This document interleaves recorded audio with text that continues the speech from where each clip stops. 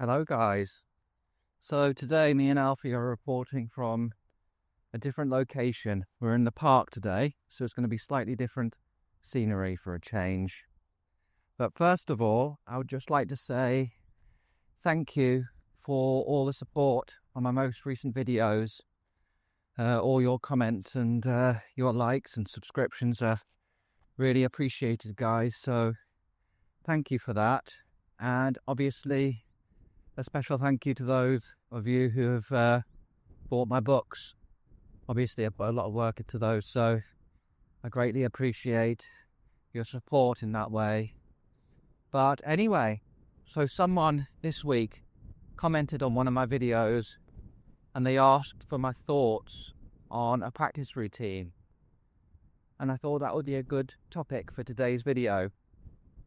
So, we all know that guitar player who's been playing guitar for 40 years and the only improvement in their playing is maybe the addition of a pedal on their pedal board or a wall of guitars with the same pickup configuration.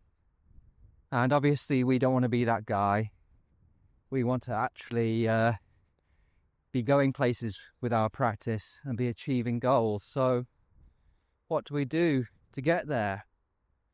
So first of all, the word routine itself kind of implies that we must split up our time into different areas, whether that be sight reading or working on our scales.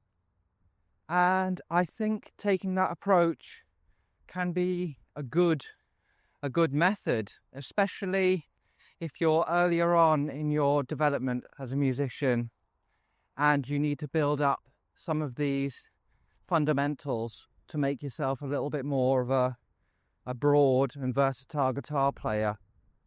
However, I feel it gets to a point, if you can sight read through a jazz chart, if you know your basic scales, then obviously you can continue to work on these things if you want, depending on your goals. So say you want to become a top level session player, then obviously sight reading is going to be a huge priority. But for me, when I practice, I'm really intentional and specific with what I'm trying to achieve on the instrument. And if I'm practicing, then essentially I want to work towards my personal voice on the instrument. At least try to aim towards that. And that usually comes in the form of playing through jazz standards or doing a solo guitar arrangement of a jazz standard.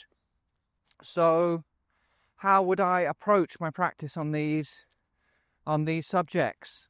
So if I'm practicing playing through changes, then if I play too fast, then I'm going to slip back into the same old language that kind of underpins my playing. So it's extremely important when I'm practicing to practice extremely slowly, specifically working on the concept that I'm trying to apply through the changes. So say I'm trying to improvise using specific scales through each chord, then I'm going to be doing that extremely slowly. This gives me enough time to focus not only on my note choice, but on other extremely important things such as my touch, my sense of time, and all these other things. It's not as if when we practice, we want to just focus on, getting the right notes, and later on we will think about these other things like being happy with your touch or your time and everything. We want enough time when we are playing slowly to think about all these things. So we are practicing putting them together. And if you don't have that time to think about all these different subjects when you're playing, then you'll be playing too fast. So it'll come to a point where I'm starting to feel more comfortable, and I'm kind of happy with the fluency of the language I've been working on at that slower speed. Then it is time to slowly speed it up and build it up to, say, a medium fast tempo, as the classical musicians would, by just slowly, gradually building that speed until I gain fluency at a faster tempo, while still keeping everything together and not falling back into the language that I have played for years. But this only goes so far for me. At a certain point, then I have to push myself beyond the speed I'm comfortable at. And this was evident when I was practicing Coltrane changes. I would get it up to a certain speed, and then any faster it would fall apart. So what I did to get beyond that was push myself at the full speed that I wasn't comfortable at playing. Maybe the first day I would achieve 4 quavers through the changes. The next day I would come back and it would be 8 quavers. Maybe the next day I would play 1 full phrase through the progression. And over time, keep on pushing myself, then I was able to achieve the goal of getting through them to some degree, at least. So, however, I think it's important first to be able to get to a medium fast tempo, a reasonable speed comfortably by working it up before you start pushing yourself, just to make sure all the foundation is in place. So I learnt this from a Shaun Lane DVD when I was younger. It would have been a VHS, but Shaun Lane, I remember, talked about how he pushed himself to play as fast as possible, and then from that point he cleaned it up. And this is kind of the approach that I take when I'm trying to play changes at real speed, and it's also the approach that I took when I was working more on my technique specifically. So I think the other thing with practice is it's so important to be inspired with what you're practicing. So when I'm working on something like playing through changes, I kind of get in this really inspired state, and I'm absolutely obsessed with achieving a sound that I hear in my head.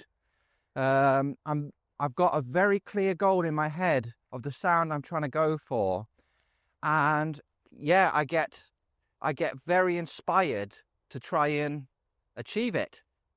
So I feel that's the best practice I've done. I feel if you're just kind of going through the routine of practice and you're not doing it with any inspiration, then okay, maybe it'll be good for building up basic fundamental skills on the guitar. But essentially, I don't know whether the life will transfer into your playing from the practice. So for me, taking something, working on it really specifically, something that you're really inspired about, is going to make the biggest difference to your playing. Obviously, there's not a one-size-fits-all approach for practice. I remember I heard Ben Unson talking about how you have to do 15 minutes or whatever sight reading at the start of your practice. And obviously I'm not saying that's a bad thing, and for some people a more regimented routine will be beneficial to them. However, for me, that kind of takes away from the inspiration of playing. And I know many people will disagree with me on that. However, I've got a clear idea of the guitarist I want to become in my head, and the time I spend is working towards that goal. I feel I already have built up a confident general foundation on the guitar. So if I were to spend more time on sight reading, yes, I would get better at sight reading, but it would essentially take away from my main aim, which is the areas that I talked about before. So that's my thoughts on practice. I'm far more of a targeted practicer. As I say, I work at specific goals and put my heart and soul into those, and they give me great inspiration, and that is where I see the best results. I feel Alan Holdsworth was extremely similar, but you'll have to listen to your own body and mind and decide what's best for you. But as long as you've got a clear goal with what you're trying to achieve, if you're just shooting in the dark, then you won't be able to be very targeted with your practice, and that'll probably lead to not really getting the results you want to see. So make sure you've got a real strong, clear mind about what you want to achieve in your playing, and you should have a good idea of how to achieve that. So yeah, obviously there are other things away from the instrument that we can do to improve our playing. I think the most important one would be surrounding yourself by musicians who are more experienced than yourself, essentially who are better than you.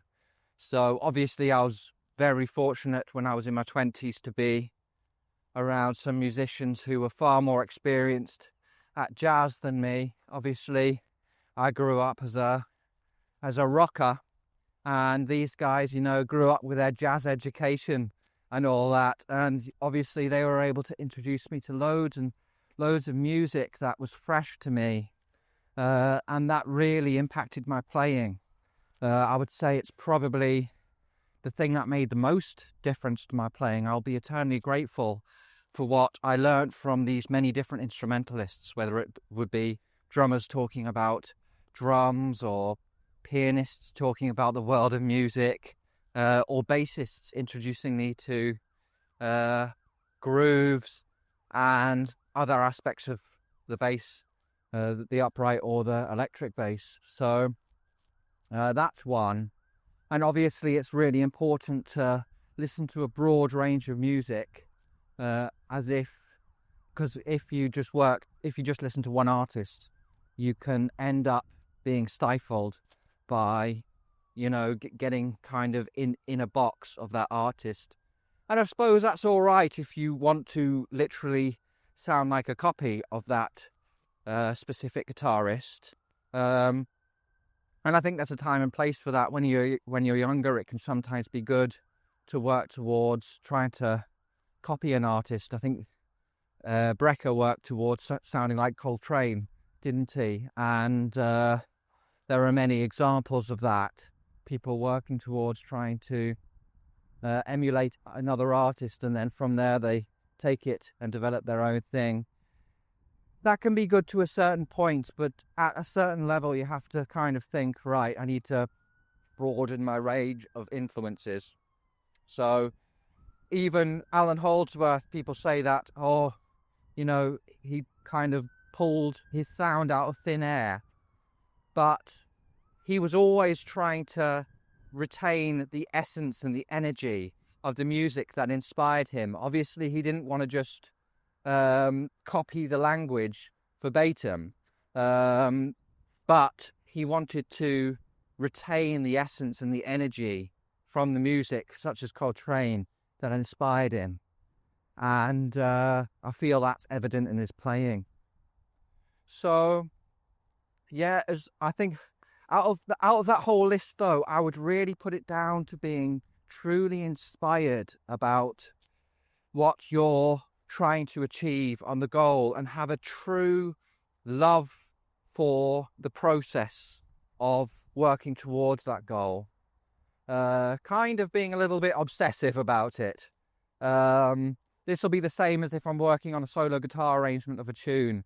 I'll just get so enveloped into working towards trying to make the most beautiful arrangement possible. When I've got my basic framework, I'll look for inspiration from different artists, whether that'll be George Shearing, Bill Evans, or guitarists like Ted Green or Lenny Burrow.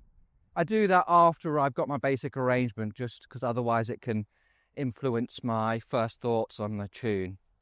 But I just enjoy the process so much, and I feel so inspired by doing it, and I find it so rewarding. Whereas I'll be honest, if I'm going to split my practice up into all these different areas that I'm not so interested in, then I don't find it so rewarding. But I suppose that all depends on the kind of guitarist that you want to become. So as long as you've got a really clear idea of that, then if you keep searching, you should find the path. But anyway, guys, so that they were some thoughts on guitar. Obviously, I'm going to have to demonstrate how I practice through standards on the guitar itself, and at some point I will be doing a Learn Standards with Me series. So make sure to subscribe, guys, so you don't miss these things. Obviously, I need to get through all my books first, but once I've got through the books, then I've got a lot of other things that I need to get to. So yeah, we'll get to that, and I'll demonstrate with the guitar how I practice my single note lines or a chordal arrangement. So yeah, we'll get to that soon. But anyway, guys, yeah, please obviously check out my website, and please check out my Patreon too. Thanks to you guys who've subscribed over there, even the guys who've just subscribed for free. I appreciate the support. Obviously, I'm putting a lot of work over there to really provide value. There are lots of videos, over 10 videos. They're closer to 15, just in 3 weeks. Each one with a PDF going through each lesson. So I'm really working hard to provide value and go into real depth on all the topics that we're discussing over here on the YouTube channel. But yeah, let me know in the comments section if there are any questions you would like me to discuss on one of these talks. And thanks for listening, guys, and me and Alfie will be back soon for another video, so take it easy.